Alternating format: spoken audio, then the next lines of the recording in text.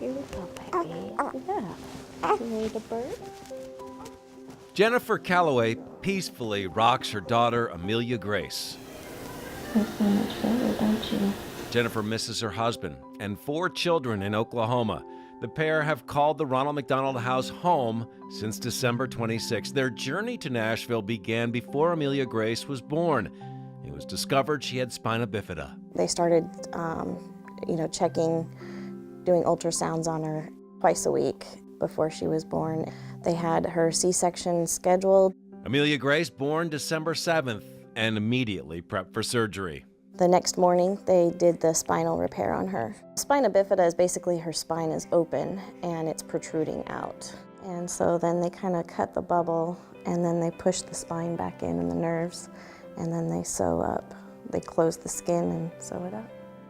She had all these wires and tubes and stuff connected to her, which was, really hard to see. It was a very special moment. Just touching her was sacred. With emotions running high, the family now realized they'd have to make some big decisions. For the next few months, Amelia Grace would require more medical treatments and surgeries. The expense of staying in Nashville was becoming too costly. When we had to pay the $4,000 for an apartment, we knew that as soon as I was able to take care of myself and her, that my mom would go back with the kids because it was going to be too expensive for them to stay here. So really the only option I had was the Ronald McDonald House because I wasn't going to have a vehicle. Jennifer and Amelia Grace moved into a room at the Ronald McDonald House. Being so far away from her home and family was challenging for Jennifer, but the Ronald McDonald House would help set her mind at ease and provide them with some much-needed support. It's been a lifesaver in so many ways, and it's given so much warmth and comfort.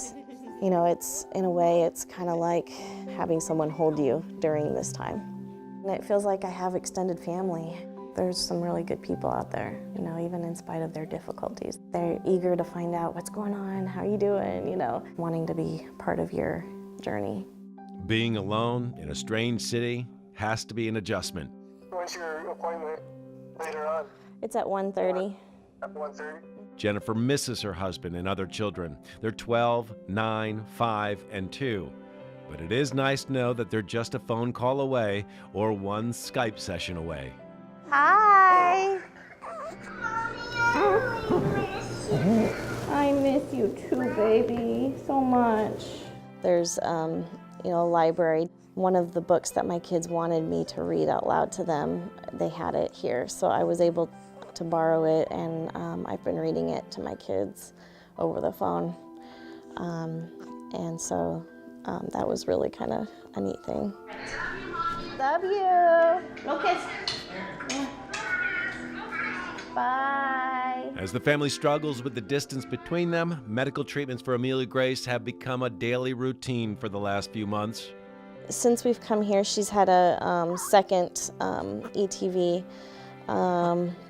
and that was done on New Year's Eve.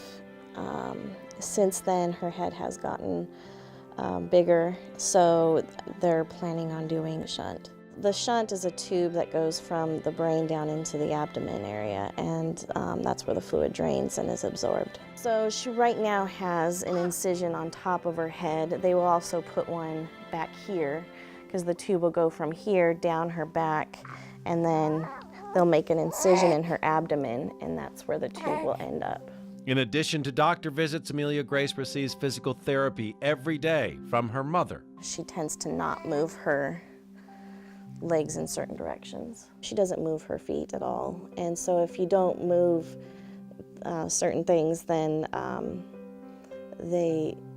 you could lose the ability for them. Like the tendons will tighten up, and then they'll have to surgically go in and loosen the tendons. The only part she doesn't like about it is that she's not being held. Jennifer's grateful to be able to hold her daughter every day and is so appreciative of those who have helped her family.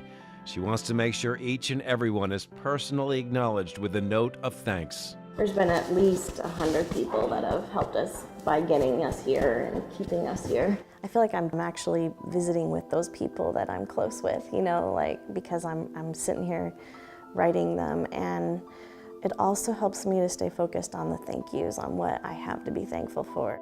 And Jennifer will be forever thankful to the staff, volunteers, and families of the Ronald McDonald House. You know, when we're sick, we can handle it a little bit better, but when it's our kids, it's the hardest thing that anyone ever has to face, and some of the darkest times. And I can tell just the littlest of things that people have done have been like hugs. I don't think people can make it through these hard times without the light and the comfort that the Ronald McDonald House provides.